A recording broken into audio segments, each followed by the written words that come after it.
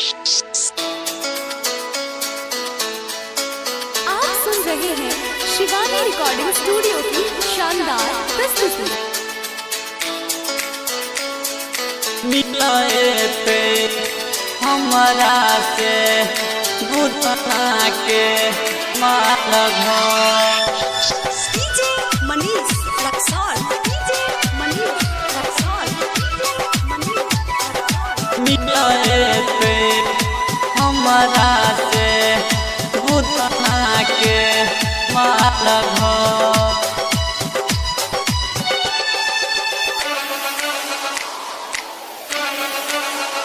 नया साल में होला भर एते अपन नैहर।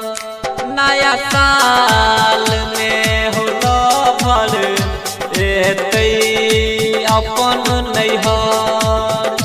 मिला एते हमरा से बुधना के माल घर। नया साल में होला भर एते अपन नैहर। मिला एते हमरा से बुधना के माल घर। नया साल में होला भर एते अपन नैहर। नया साल में होला भर एते अपन नैहर। ओहो, आप सुन रहे हैं शिवानी रिकॉर्डिंग स्टूडियो की शानदार प्रस्तुति। मिक्स बाय मिलाए पे हमारा से बुतना के माल घर।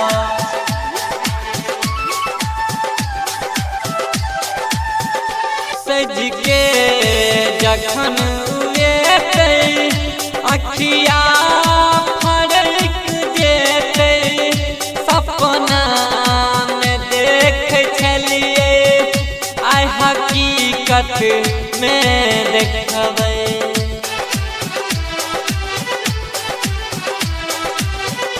सज के जखन उएते अखिया फरक जेते सपना में देख छलिए आइ हकीकत में देखबै। मिलाए हमारा से बुधना के माल घर। नया साल में होला भर एते अपन नैहर। नया साल में होला भर एते अपन नैहर। नया साल में होला भर एते अपन नैहर। मिलाए पे हमरा से बुधना के माल घर। आप सुन रहे हैं शिवानी रिकॉर्डिंग स्टूडियो की शानदार प्रस्तुति।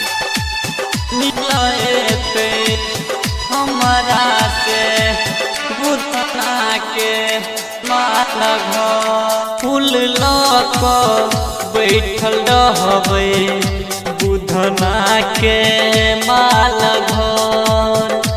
एते हमर लहर कहबै हैप्पी न्यू ईयर।